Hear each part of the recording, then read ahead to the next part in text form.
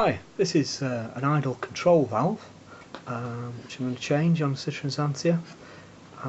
Basically this one's, see on there, B13/00. It's a fuel parts one that I've got. It's a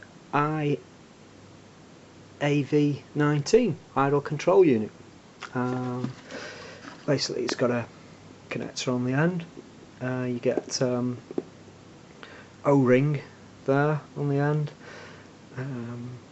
Basically the symptoms you'll get when the car's warmed up, it won't idle either one way or the other, and it'll start being intermittent. Basically it'll either cut out, so you'll have to keep your foot on the accelerator to keep it going, or it'll go the other way where it's idling too high. So they're the symptoms that you'll get. You can take them out and clean them up, but this is a replacement unit. You'll need the screws. There's no screws provided with it. I think the hex 20s on the car. Basically this will move in and out, and that's how it'll work. I think in the instructions it tells you when you do fit it what you need to do when you fitted a new one. Let's have a read. So it says here basically to reset the stepper motor following this procedure. It says switch on the ignition, do not start the engine, leave it for 10 seconds, then turn it off. Switch on the ignition, wait for another 10 seconds, switch it off. Switch on the ignition again for the third time, wait for 10 seconds, switch it off, and then start the vehicle and road test the vehicle. During the test, the idle should settle to the required speed, so that's what it's saying after you fit it, to reset it so it idles normally. On and off 3 times, 10 seconds delay. So that's what an idle control valve looks like. I'll show you the position on the Citroen Xantia where it is, and I'll be changing that on the car. Because it is a little bit intermittent now and again, so I have cleaned it, and it's due now for changing. They're reasonably cheap, £15. It's quite normal for one of these.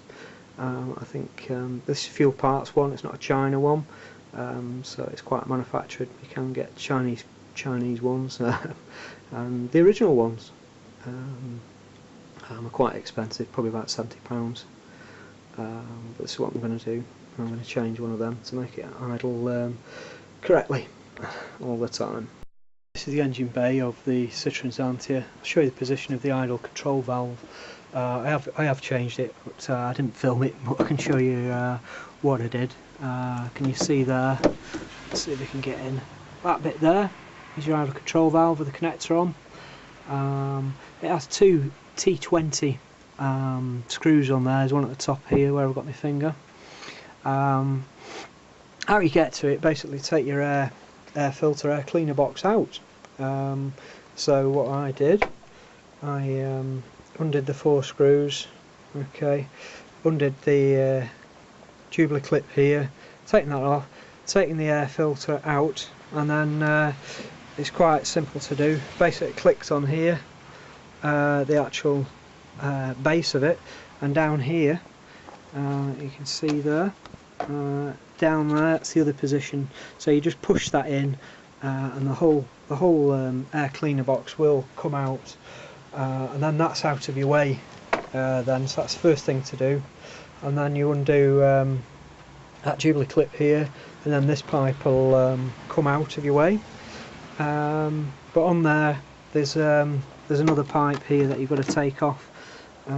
So you undo that jubilee clip there, slip that off when you take this off, and your charcoal canister pipe is just got a clip on the bottom here. It just pushes in, so you take that off, and then when all this is out of the way, you can get access to your idle control valve, which you can see there at the back.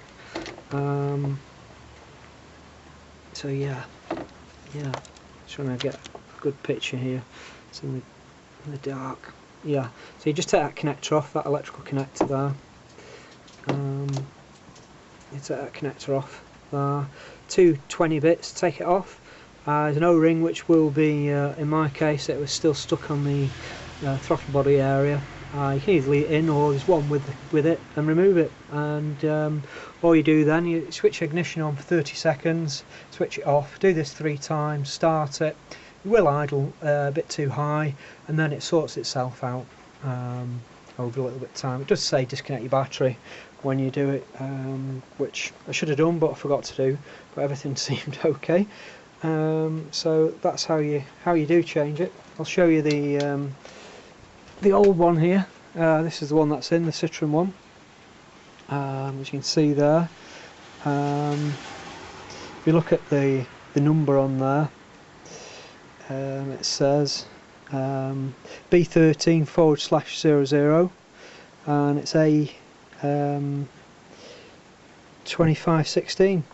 So the one that was in, if we look closely, it's got scoring marks on it and flats, and there's a bit of movement in it. You can see the whole thing moves quite a bit.